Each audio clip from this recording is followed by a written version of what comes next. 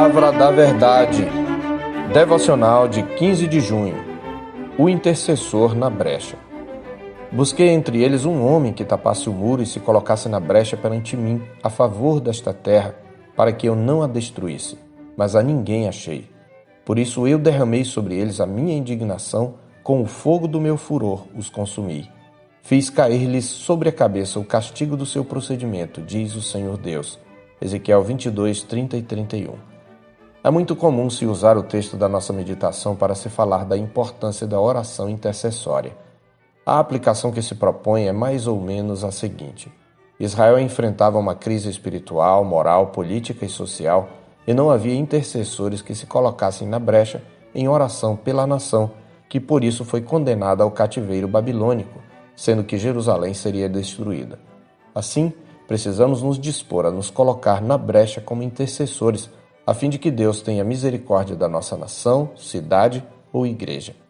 Não podemos negar que a oração intercessória seja de fato um instrumento de Deus para promover quebrantamento, despertamento espiritual e mudanças na igreja e na sociedade em que ela está inserida.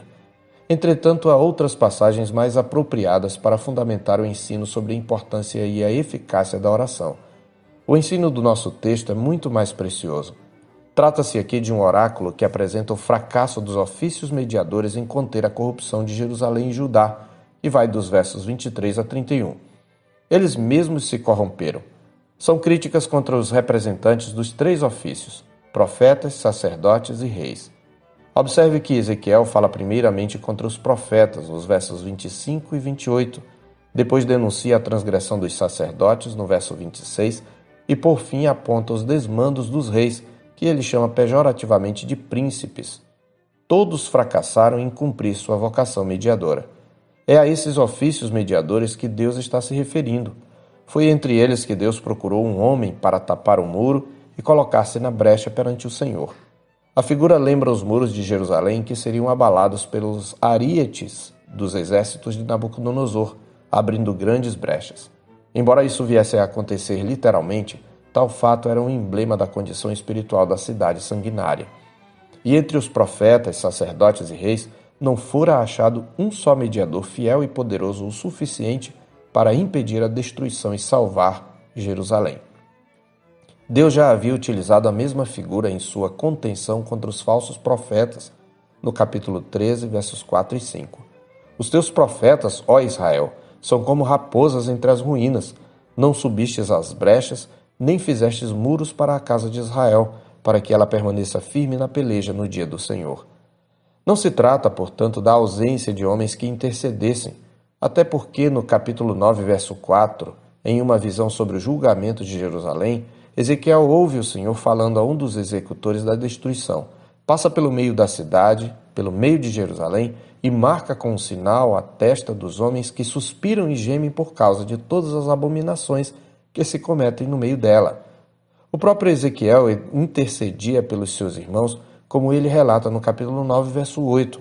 Havendo-os ele matado, e ficando eu de resto, caí com o rosto em terra, clamei e disse: Ah, Senhor Deus, dar-se-á o caso que destruas todo o restante de Israel, derramando o teu furor sobre Jerusalém? Poderíamos também citar Jeremias, cujo livro é cheio de fervorosas orações em favor de Jerusalém e de Judá, por exemplo, Jeremias 14. Embora os servos de Deus citados exercessem ofícios mediadores e não estivessem incluídos entre os denunciados, sua intercessão, contudo, não era suficiente para impedir a destruição iminente.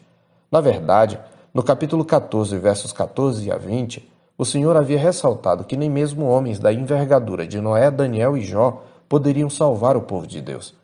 Desse modo, Israel carecia de um Salvador. Até houve reis piedosos que tentaram empreender reformas e levar o povo ao arrependimento, como Ezequias e Josias, por exemplo. Mas suas reformas foram temporárias e parciais, pois o povo logo voltou à idolatria após a morte desses reis. E filhos ímpios assumiram o trono.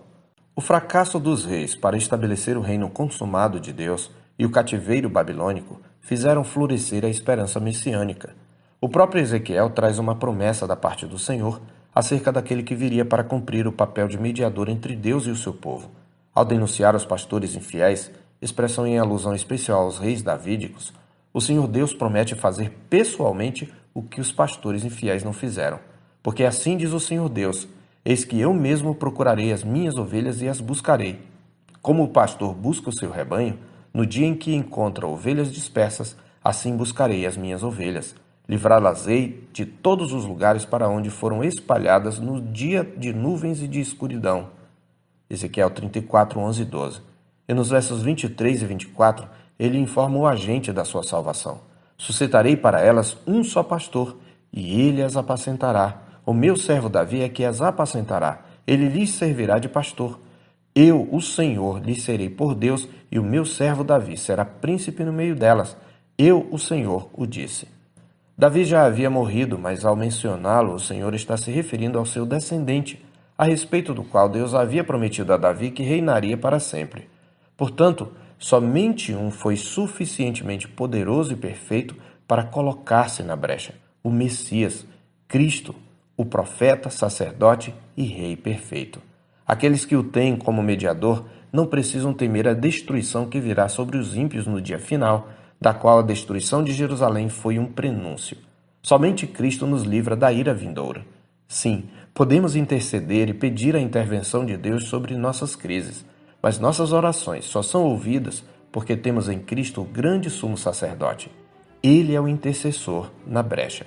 Eu sou o pastor Marcos Augusto, pastor da Terceira Igreja Presbiteriana de Boa Vista, em Roraima. Tenha um bom dia na paz do Senhor Jesus.